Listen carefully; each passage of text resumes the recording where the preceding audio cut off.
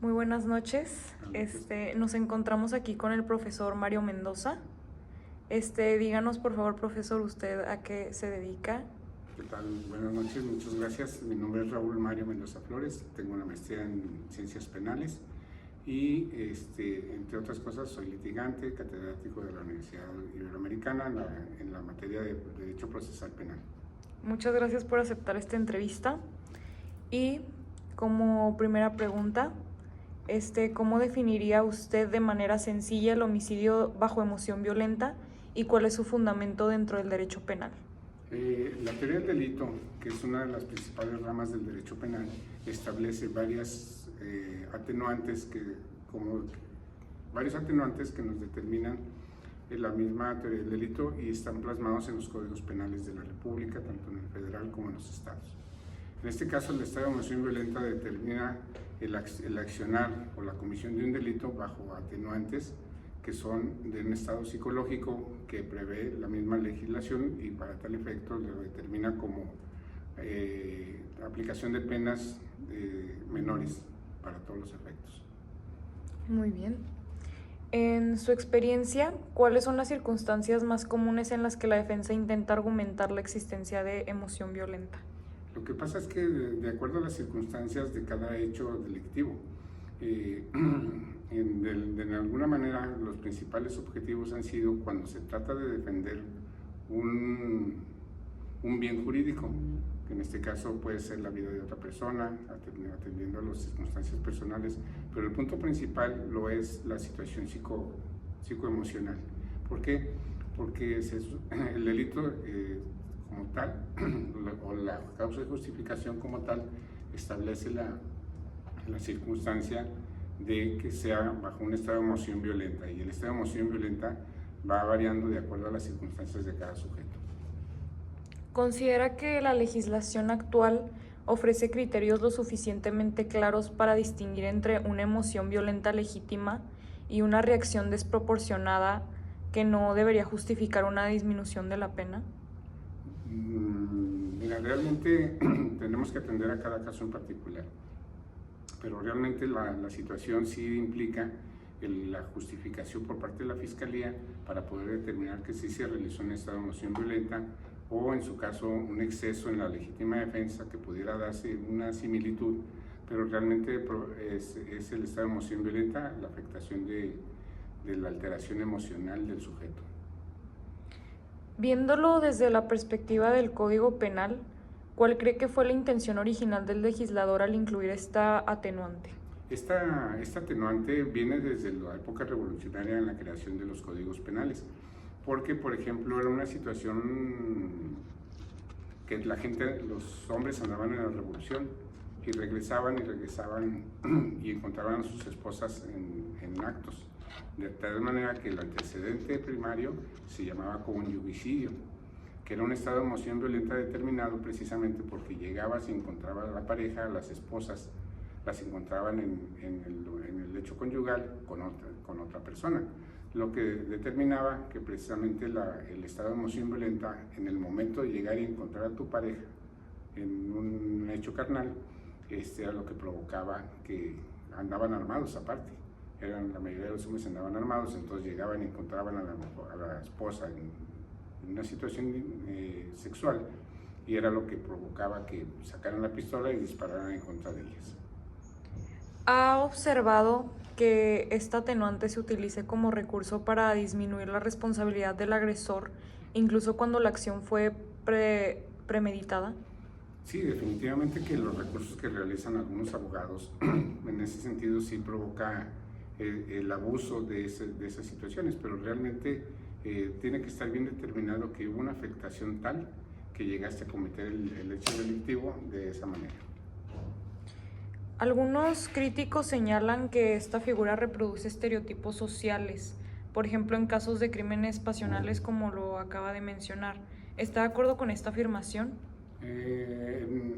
Definitivamente que sí es necesario la aplicación de conductas atenuantes, porque no todas las personas reaccionamos de la misma manera, y el entorno psicoemocional que pudiera presentar el sujeto activo sí nos determina aspectos que pudieran criticarse pero realmente es necesaria que la legislación prevea todos los aspectos posibles. En términos de pruebas, ¿qué elementos cree que deberían ser indispensables para acreditar la emoción violenta de manera legítima y no como un simple argumento de la defensa? Principalmente la prueba pericial en materia de psicología es la que nos va a determinar la afectación emocional que pudo haber sufrido el sujeto al momento de realizar el acto. ¿Cree que la aplicación de esta atenuante minimiza el impacto del delito en la víctima y en sus familiares? No, definitivamente que no es tan así que volvemos a, y si lo vemos, las estadísticas, seguimos estando en un país machista, el cual provoca toda esta serie de situaciones. En su opinión, ¿qué riesgos conlleva mantener la emoción violenta como atenuante tomando en cuenta el cómo está regulada en la actualidad? No, definitivamente que no existe un riesgo, sino es parte de la teoría del delito que sí establece y prevé esas circunstancias atenuantes para el mismo. El problema es el abuso que pudiera darse por parte de los litigantes o inclusive del sujeto activo al quererse justificar con una situación de un excluyente de este tipo en casos que no son suficientes. Tan así que debemos de ver, en este caso hablabas de delitos pasionales, de la situación de los feminicidios. ¿Qué es lo que pasa con los feminicidios? Que por el hecho de ser hombre contra la mujer provoca lesiones o en su caso la muerte. Finalmente, ¿qué reformas propondría para evitar el uso indebido de esta atenuante y garantizar una aplicación más justa y enfocada en la protección de la víctima? Mira, más que reformas, los delitos van a continuar. Lo que se requeriría más bien sería una adecuada integración por parte de las fiscalías y un trabajo adecuado de la defensa en caso de que se llegaran a presentar esos hechos. Okay. Muchísimas gracias, profesor. No, gracias a ti. Buenas noches. Vamos a comenzar con la primera pregunta. ¿Cómo definiría de manera sencilla el homicidio bajo emoción violenta y cuál es su fundamento dentro del derecho penal? Bien, hola, muy buenas tardes. Claro que sí, con mucho gusto. Mira, antes de dar respuesta a tu pregunta, quiero enfatizar que esta atenuante, esta figura, que este modelo que me estás comentando, dentro del Código Penal Federal no existe, ¿sí? Entonces, si me permites, vamos a abordarlo dentro de la legislación penal vigente para el Estado de Coahuila, ¿sí? Y este artículo o esta figura la vamos a encontrar en el 187 del Código Penal vigente, el Código Penal para el Estado de Coahuila, vigente para el Estado de Coahuila. Y básicamente, en palabras sencillas, es que el legislador buscó, en el 187 plasmó, busca manejar de manera más humana a aquella persona que priva de la vida a otra bajo un momento de estrés y de una situación psicológica abrumante, en donde se pudiera entender que no está haciendo uso de su plena facultad o de su sana mentalidad. Básicamente esto es lo que buscó el legislador al matricular un artículo 187 en el Código Penal. Muy bien. En su experiencia, ¿cuáles son las circunstancias más comunes en las que la defensa intenta argumentar la existencia de emoción violenta? Mira, y si me permites leerlo, porque sí quisiera ser enfático. Por supuesto. Básicamente vamos a encontrar 5 situaciones en donde la defensa trata de argumentar esta atenuante. En la riña, en la infidelidad descubierta, en las injurias, en las ofensas graves inmediatas y situaciones de provocación evidente. Repito, en las riñas, en la infidelidad infraganti y en las cuestiones en donde por las condiciones en que se está dando la conducta de las personas, hace muy fácil explotar a la persona, al activo, para que ataque a la víctima. ¿Considera que la legislación actual ofrece criterios lo suficientemente claros para distinguir entre una emoción violenta legítima y una reacción desproporcionada que no debería justificar una disminución de la pena? No, ¿sabes qué? aprovechando el favor que me haces de esta plática, estuve yo checando, en mi vida profesional me ha tocado únicamente en tres situaciones en donde yo he observado que la defensa trata de enderezar este tipo de defensa. Bien, ahora a tu pregunta, no, porque el tipo penal 178, como lo comentamos hace rato, no es claro, y le he encontrado yo al 178 un defecto que consiste en que el 187 solo contiene parámetros, pero no buscan o no alcanza a definir científicamente lo que resulta ser una emoción violenta.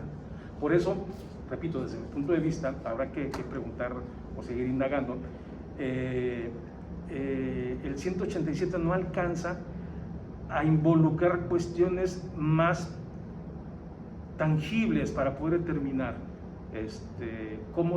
para poder determinar cuándo sí o cuándo no estamos ante la presencia de ese tipo de atenuante.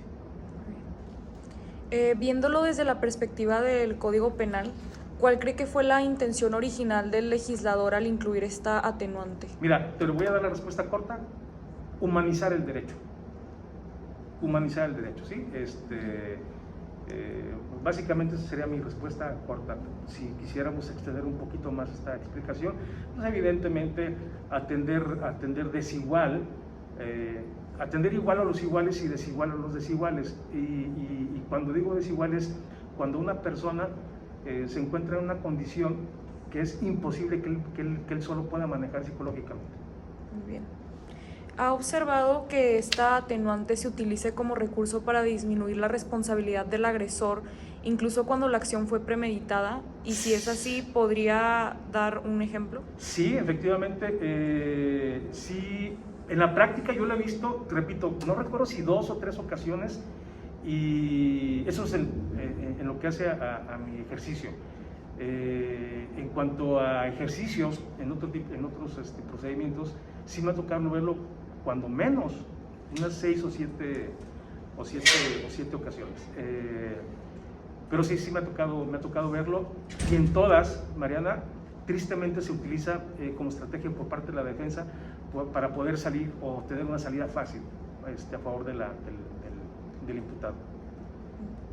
Algunos críticos señalan que esta figura reproduce estereotipos sociales, por ejemplo, en casos de crímenes pasionales. ¿Está de acuerdo con esta afirmación? Totalmente, y me uno a ella. De hecho, no sé si sea yo un crítico, pero sí puedo ser un estudioso del fenómeno de la justicia penal, y también para mí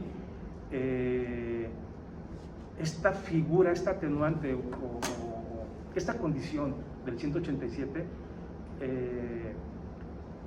desgraciadamente alienta a los estereotipos. ¿Por qué? Porque ya en audiencia lo que uno escucha es el hecho de que ella me hizo enojar, ella tuvo la culpa, si no hubiera sido por ella, ¿me explico? Entonces está trasladando una responsabilidad que evidentemente es únicamente le resulta al imputado, y trata con estos argumentos tratar de trasladar la responsabilidad a la víctima. Y si hacemos esa ecuación, si hacemos esa suma resta, pues evidentemente se está estereotipando. Muy bien.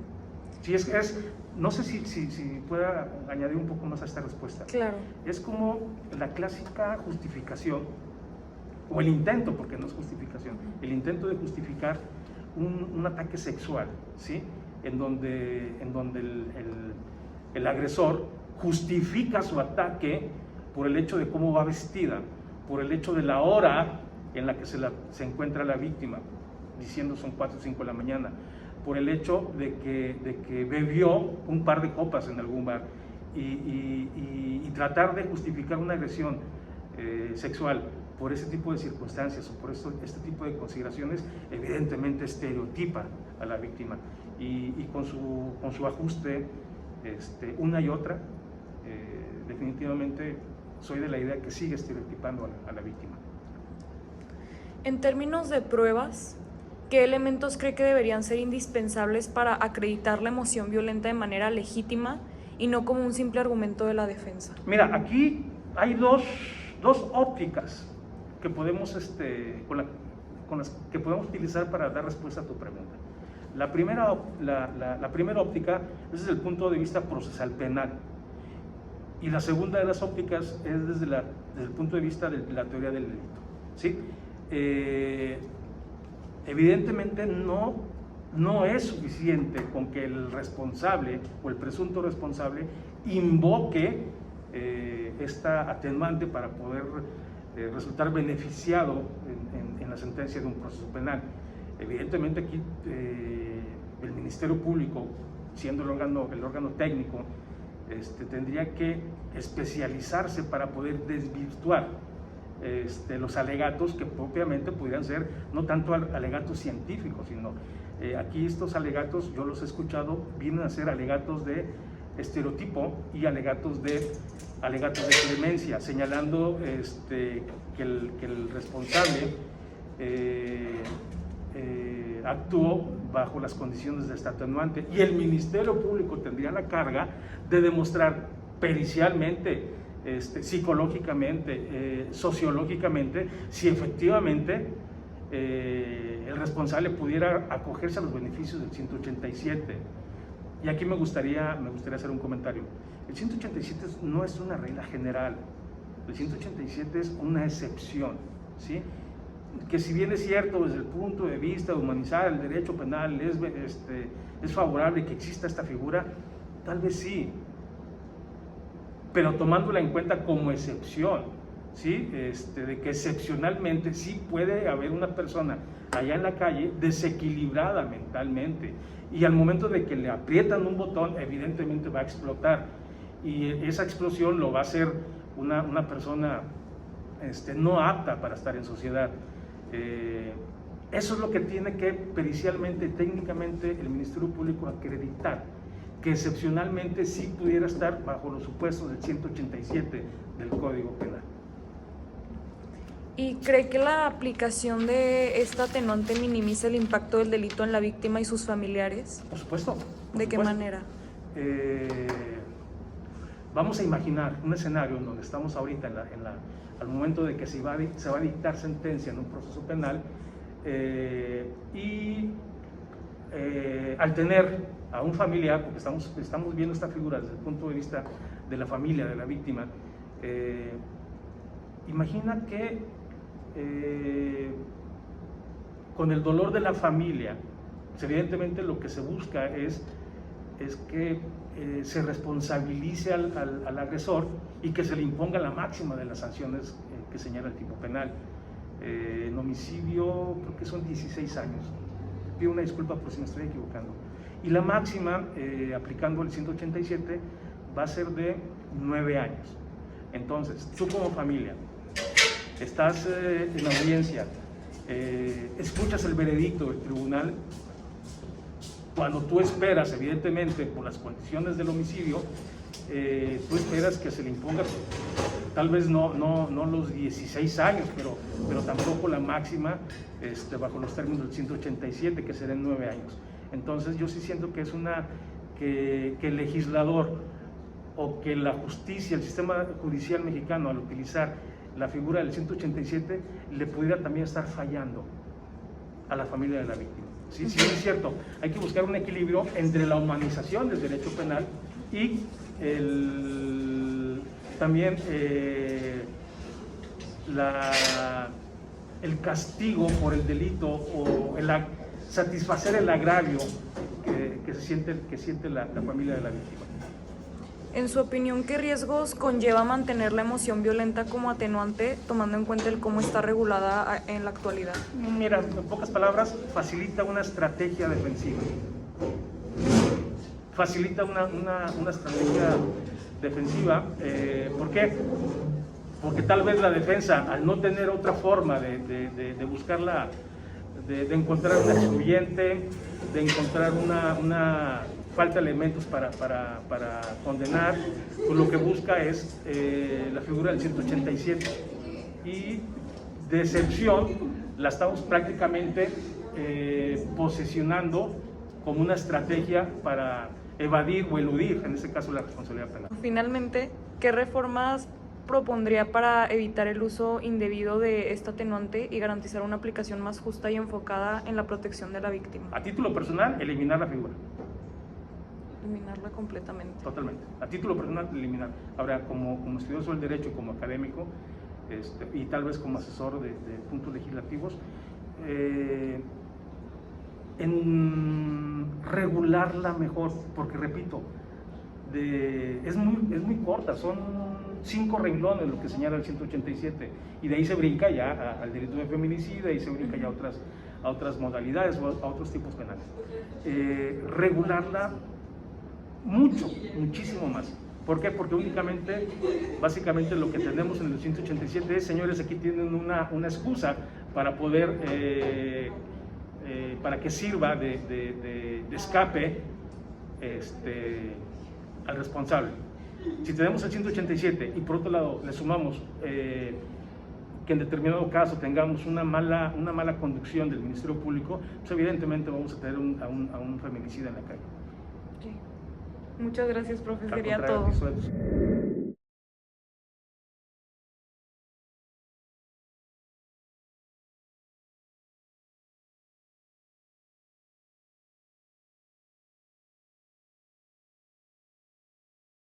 Señores, les estoy dando la cara. Les estoy dando la cara. Estoy enfrentando la justicia. No sé cuál es el temor de que yo en su momento pueda obtener la libertad. Si ellos están conscientes que mi delito no es asesinato, mi delito es homicidio en estado de emoción violenta. ¿Por qué ese delito, Fernanda? ¿Por qué consideras que se dio de esta forma?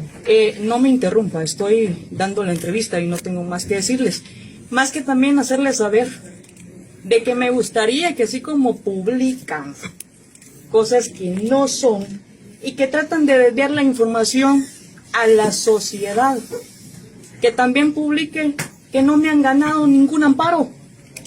No me han ganado ningún amparo, señores. Nos fuimos a la Corte de Constitucionalidad, donde nos enfrentamos con los magistrados, 12 magistrados, y los 12 nuevamente les dieron sin lugar. Entonces, ya estoy enfrentando la justicia. Ellos dicen que vengo por aceptación de cargos. En ningún momento yo personalmente, en este Tribunal de Justicia, renuncié a la aceptación de cargos. Si así ellos están pidiendo justicia, yo también estoy pidiendo justicia. Y la justicia, tarde o temprano, llegará, porque no hay plazo que no se llegue, ni fecha que no se cumpla. Es cuanto tengo que expresarles. Muchas gracias, señores periodistas, por estar presentes en esta audiencia. ¿Qué pasó el 4 y 5 de julio de 2021, María Fernanda? No tengo nada más que explicarles. Muchas ¿Cómo te has gracias. enterado que en las redes sociales se publican esto? ¿Tienes acceso a ellos? ¿O cómo es que te enteras? Estamos ya en la sala de... Entonces, por Yo solo favor. quería preguntar si usted tuvo alguna relación con ella y que se supone. Estamos ya les di la entrevista, entonces ya querían obtener la información. Aquí estoy ya presente y ya nos vamos a enfrentar con el señor juez y le va a dar el último veredicto. Y si así él dice que nos vamos a juicio, con mucho gusto enfrento a la justicia y nos vamos a juicio. El Ministerio Público solicitó que María Fernanda Bonilla enfrente un juicio por el asesinato de Melissa Palacios.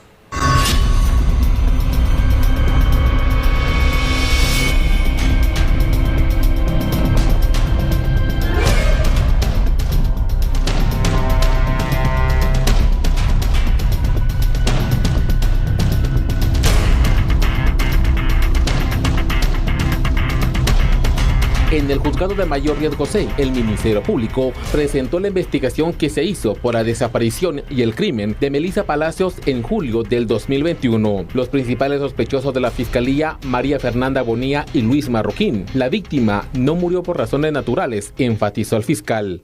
Donde lastimosamente la víctima, en este caso Melissa Alejandra Palacios Chacón, es encontrada sin vida. Pero es encontrada sin vida, en este caso, no por motivos naturales que en algún momento pudiéramos establecer nosotros, fue por un paro cardiorrespiratorio o por una circunstancia como comúnmente denominamos natural. La necropsia del Instituto Nacional de Ciencias Forenses arrojó que Palacios falleció por un golpe en la cabeza y fue estrangulada con un lazo o una pita.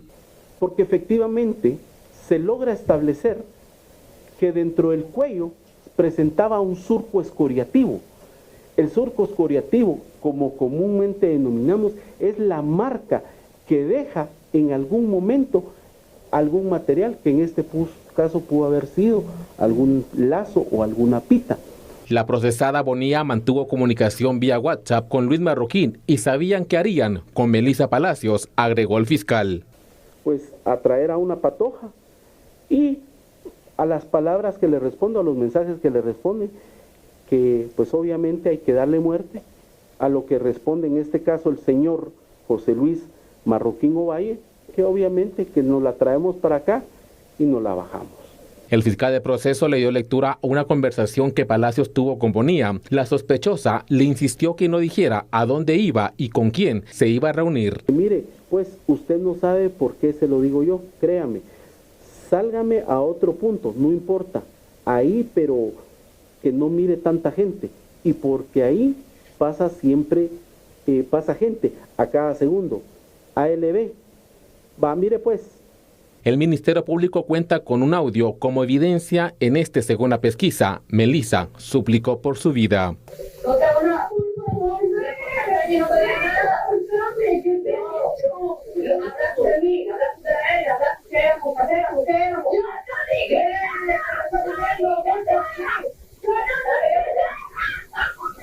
La testigo A declaró en la investigación y lo hizo para que el caso de la víctima no quedara en la impunidad. Además, no quería que Bonilla le hiciera lo mismo que a Melissa Palacios. Y de forma puntual en su declaración manifiesta, no quiero que me haga lo mismo que le hizo a Melissa, que se haga justicia, que no se lo haga a nadie más, porque en este caso manifiesta ella que era una persona celosa y posesiva. Para el Ministerio Público, el crimen de la víctima fue planificado con engaño y alevosía. Por esta razón, pidió que María Fernanda Bonilla y Luis Marroquín enfrenten un juicio por